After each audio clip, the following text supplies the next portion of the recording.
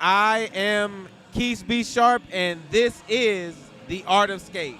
Now, we have a very special guest here today. If you guys ever wondered who was the bird behind the Pigeon roller rink, well, we have her here today. If you could introduce yourself. What's up, everybody? My name is Pigeon. Okay. And I own Pigeon's Roller Rink. I own Pigeon's Roller Skate Shop. And I also own Beach City's Roller Derby. Okay. Yeah. Big things. I Lots like of skating. Big things. A little bit. a little of a lot of bit. Yeah, that's right. Well, it's a pleasure to have you on. Thanks for having me. So tell us a little bit about Pigeon Roller Rink. Okay, so as a lot of you know, in the pandemic, roller skating blew up. Right. And we were one of the only roller skate retailers. Right. We were prepared for anything to happen, like our business-wise. So when everything blew up, we were ready and we were able to really take advantage of all of those sales. Okay. Now, come towards a year later, 2021. Okay. There's all these new roller skaters. Right.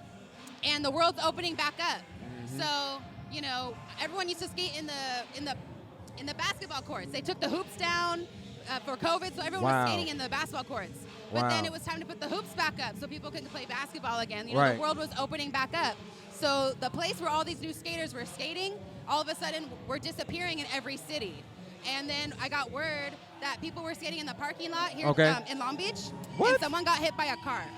No. While just trying to roller skate. So I thought to myself, all right, well, we are a roller skating business with influence. Because when you have money, you have influence. And our money comes from people buying skates. So I was like, we got to take all the money that we made and put it right back so people have a place to skate. So that's when I started looking at venues for a roller rink. Okay. And let me tell you something. It is so expensive. It's crazy expensive. And I was looking for a venue for my Roller Derby League 2 to come back because we lost our venue during COVID.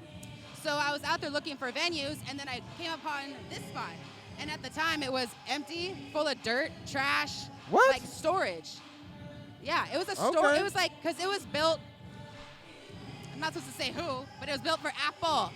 Okay? Got the it. Apple store. That's why the Apple backed out. It was empty. So I spent 6 months negotiating with the property management here to do something that would work out. And so all you know, just in case you want to start your own rink, I ended up working out a deal where they get a cut of everything we bring in. So if we don't do well one month, we're not going to go bankrupt. If we do really well, they do really well.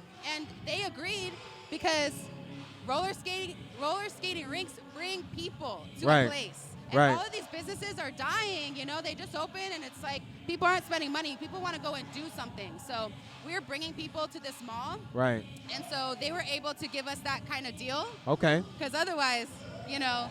So they just basically get a percentage of whatever it is that you make off of the sales of being here.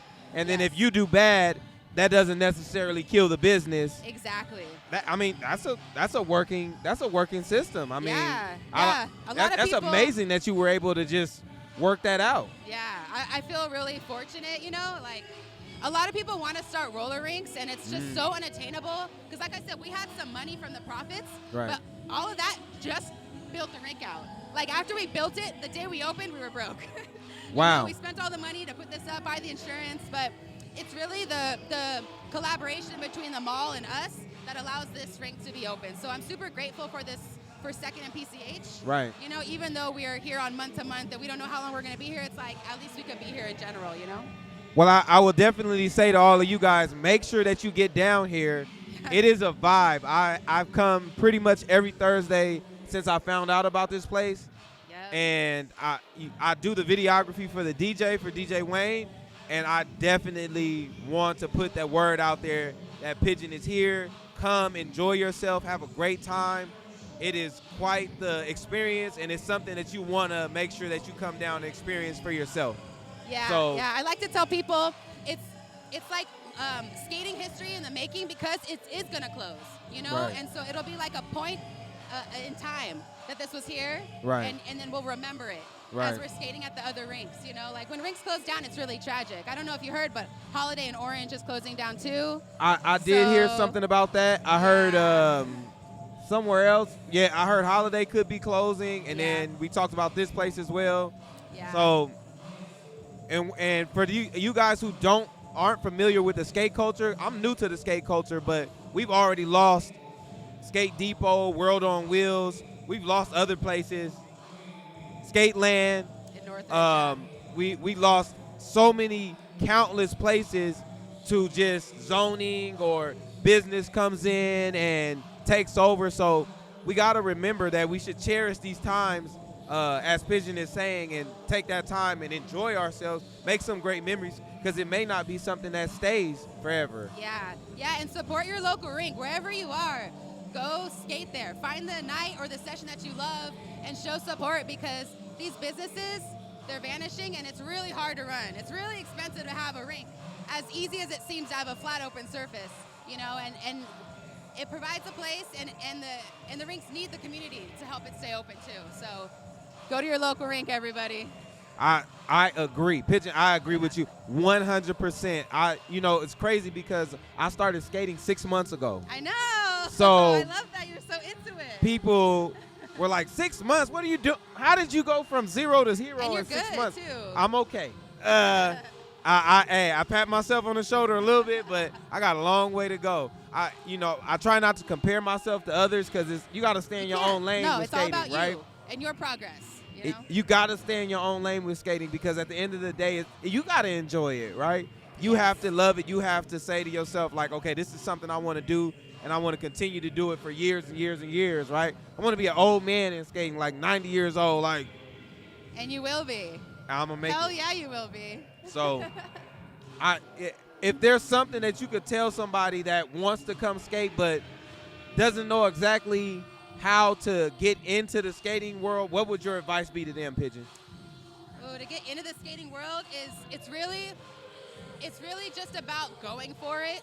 We all started, and it was awkward for all of us. And a lot of us are like, man, if I'm not good at something, I don't feel like learning and being like embarrassed right now or falling and hurting yourself. But let me tell you, once you get over that first little hump, it is such an amazing world that is out there. Not just skating at the rink, but skating outside. Right. There's downhill skating, roller derby. Yep. I think you named it, but we got to get out there and try. We have to get out there and make the effort. I mean, the only thing stopping us is us, right? Yep. But once we get out there and enjoy ourselves, you never know how much fun you have till you get out there and have it. So fun. So thank you. I appreciate your time. Welcome. So much knowledge in 10 minutes. I just truly appreciate you taking the time to share it with me. Thank you so much. Anytime. Pigeon, roller rink, right? Come down and support. I am Keith B. Sharp, and this has been The Art of Skate. Thank you so much. Sorry, we talked so much. No.